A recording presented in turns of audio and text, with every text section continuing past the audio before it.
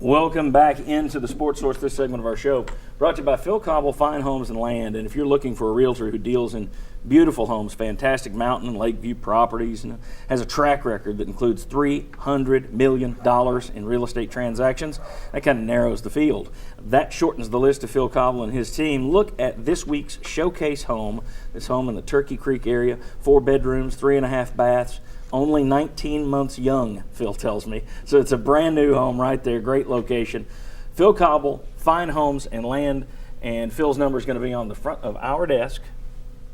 I'll go ahead and show it to you. Right there, front of our desk. There's Phil's number right there for the rest of this segment. Give him a call. You'll be happy you did. All right. I want to start with our SEC previews for each school. I've got one big question. You two can kind of come in with a comment of each of your own.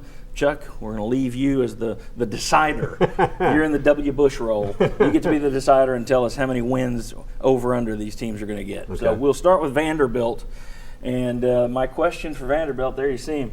Can new coach Derek Mason, the former defensive coordinator at Stanford, keep the momentum that James Franklin started rolling? I think their schedule kind of sets up to where they'll probably go back to a bowl game this year. So in that sense, I think he can. But I don't know if even James Franklin could have kept it going at 9-4 bowl game every year. So long term, I don't know. Short term, I think he can keep the momentum rolling. I think they will be back in a bowl this year. I think it's more, can he keep it going long term than short term, because I think short term it's going to be very, very hard because of what they lost off last year's team. You said it. James Franklin was probably going to struggle a little bit with this year's team. So I think short term, I look at them. Can I pick a number for their record? If you want to. I think they'll be lucky to win 7. Okay. Well, and for Vanderbilt, though, if you're 6-6 and going to a bowl for the 4th straight year, to me that is keeping a little bit of the momentum going. So it's all in how you define it. I'm going to say he won't keep the momentum going, although I see going from 9-6, not keeping it going. I see what you're saying about a bowl, but I think he's going to go from 9-6 and then to 5. Yeah. What James Franklin did was something that Vanderbilt hadn't done in 100 years. Mm-hmm. And I don't see that continuing. I think James Franklin was lightning in a bottle that they caught, and I don't see this guy catching it. The recruiting trailed off tremendously, I thought, when Franklin left to Penn State. And you got to get efficient quarterback play, and I'm not sure they're going to get that this year. Vandy has 11 four-star players on their roster. That's probably the best nucleus of talent for a Vanderbilt incoming coach ever. But I'm like you, I don't know that he can keep it going down the road. I'm looking at it from a Vanderbilt perspective. Is another bowl game a successful season? I would say yes, but long term, I don't think he's going to be able to do what Franklin did. I don't think Franklin could have stayed and done it. Chuck, your thoughts on Vanderbilt and their over-under for wins this year? I would think Vanderbilt's kind of, as much as anything, has lost their swagger a little bit with losing Franklin, and that's going to be the tough adjustment. And all of a sudden, going from being the head coach, being an assistant coach at Stanford, to being a head coach in the SEC, I would have Vanderbilt at 5.5 over and under for wins. They probably can get to 6, but I'd have to see it. Oh, their non-conference schedule is so horrible. All they need to do is go 2-6 in the SEC. Right. It's awful non-conference, and I can already see we're going way too long on these. So let's all be quicker. Texas A&M up next, and my big question is this. Have the last 2 successful years had more to do with departed quarterback Johnny Manziel or head coach Kevin Sumlin? Sumlin did wonders with Case Keenum at Houston too, so I think he's a good coach. I think he can recruit, obviously, but Manziel was a transcendent player.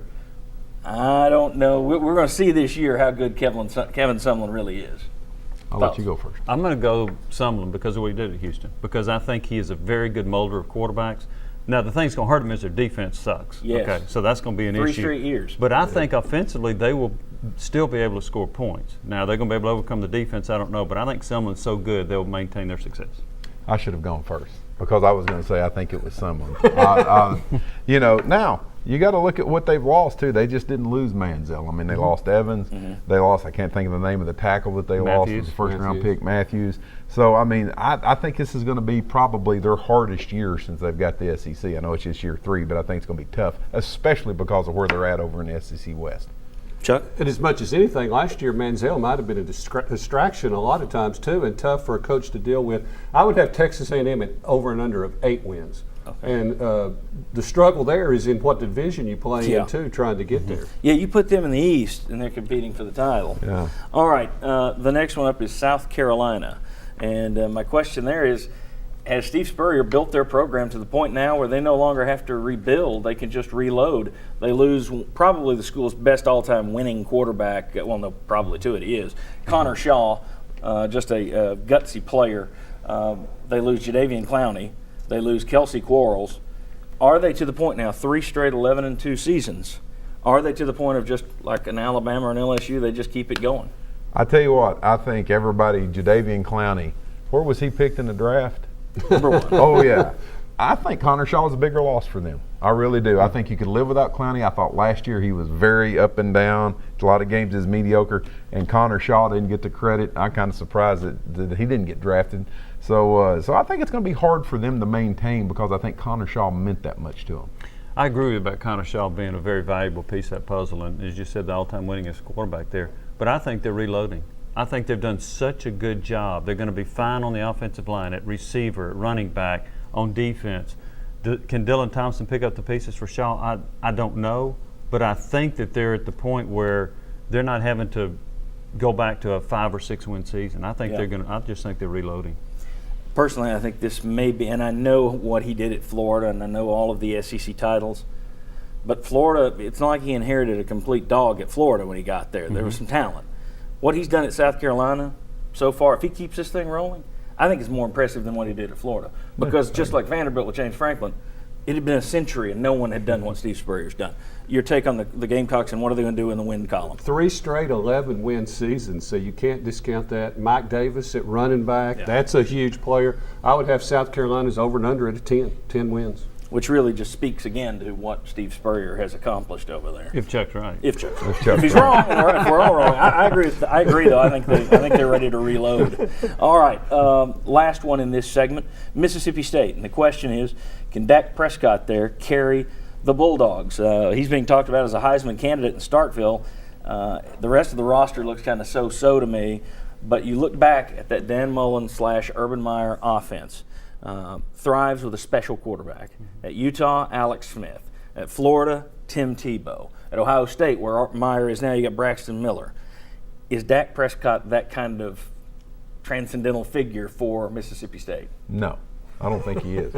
I don't think he is of that level that you're talking about that takes a team and leads them. And plus, I think at some point in time, Dan Mullen, it's going to start creeping in that are you ever going to be better than 6-6 or 7-5? And I think this is the year that does it. And that their fan plays base a role. is split. It's split on that. There's some that say, look, we are traditionally the only team worse than us in history in the SEC is Vanderbilt. They're worse than Kentucky. So you got some fans that say this we ought to accept this. This is what we're going to be. Then you got another fan base who says to heck with that. We need to grow like everybody else. Your take on Prescott? State's been streaky within a season. I like Prescott. I think he's a nice quarterback, one of the better ones in the league. When you say next level, to me that means 9 wins. Exactly. Is he good enough to carry them? I don't think so. I don't think they can get to 9, so I'm going to say no. I like him, but not good enough to carry that team to 9 wins. Yeah, and talk about being streaky. We've seen Mississippi State start out 5-0, maybe even 6-0, and then just kind of go in the tank. Right. And that's when your fan base starts saying, what's going on here? I would have Mississippi State at 7.5 wins and see if they can get there. It's interesting, though, Jesse Palmer has already said of the SEC network they're a dark horse to win the West.